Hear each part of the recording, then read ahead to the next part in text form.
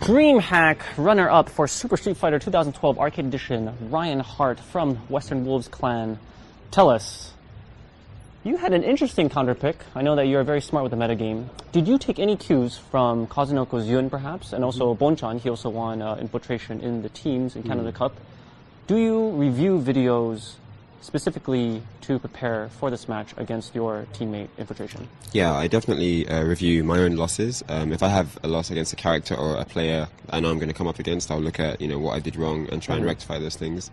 I noticed that I was really impatient in my other set with him in the previous DreamHack and tried to rectify that, stay on the ground more, don't always jump in recklessly and stuff like that. And that really helped me in the first set. I was able to clutch it 3-2 and take that victory to reset the bracket.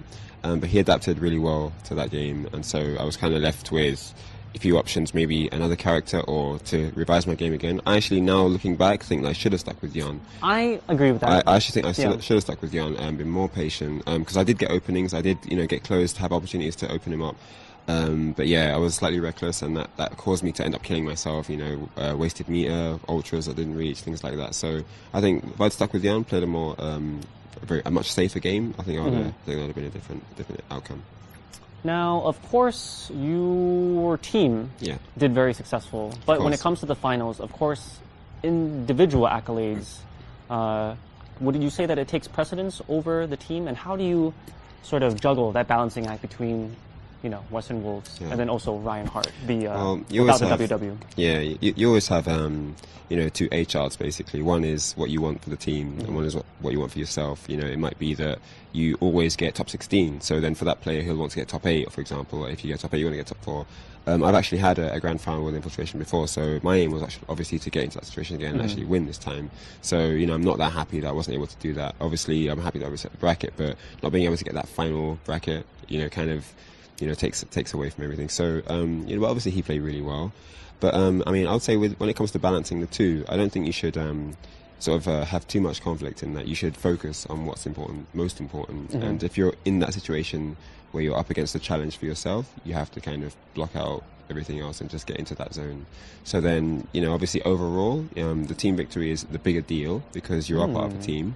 It's the bigger picture, right? It's what people are going to notice. They're going to notice that Western Wolves are in the top 4 and stuff like that. So I guess commercially there's an aim, and then underground there's an aim too. So yeah, that's how I was very happy when Rachel, I think, asked Infiltration. He responded, either way, my team's going to win. And I thought that might have affected you, sort of let down your guard and be like, oh yeah, whatever the outcome, Western Wolves is going to come on top. But then you reset the bracket. I was like, all right, there's a little in his heart, in the Ryan Hart, there is an ounce of selfishness, and rightfully so. To perform for yourself. Of course, we all put in lots of time into the game to be the best we can be in these onstage, pressured situations, and it's only fair to give it your all. In the respect to your opponent, I'm playing Infiltration, he's one of the best players in the world. Probably the best in the world right now, according to many people. According to tournament and the tournament results, yeah. So and in the same way, many other top players are in this tournament too. So to give the correct respect to their level, you have to produce that level as well, and you're not going to produce that level because the problem with just focusing on team results is it almost encourages you to rely on teammates as well. You have to make sure you're pulling your own weight. If you really care about your team, you should do the best you can do as well. That's the best way to contribute to your team. So if you're not putting in the work yourself, the team isn't really going to benefit from having you on board. So the best way for me to get Western Wolves up there in the rankings and have a team victory is to do the best that I can do, which is why I'm on the team, which is what makes an individual a good team player. But it's important to have a good balance with that and not let that get too, don't let that take over, and then it's not about a team anymore. It's about, well, actually, I'm the best on the team. I want to do that. No, it should never be about that. Speaking of balance, you are a man of many hats. You are not only a professional player, but you're also the team manager for Western Wolves. You also have a main job, working within the video game circuit. How difficult is it to, perform these other functions, these other duties, earn a living, really, right? To pay rent and buy groceries and whatnot, but still maintain that edge when a lot of other professional video game players in the fighting game community, let's be real, they're not employed.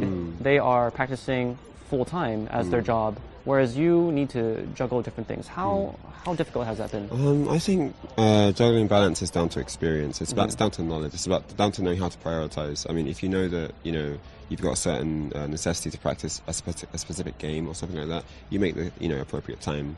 Obviously, you have to prioritize. I mean, obviously, if you're playing a game that's only going to earn you a certain amount of money, and you're playing for money, then you'll put that down to get a job. I mean, that's why people get up and go to work in one, because the money's guaranteed.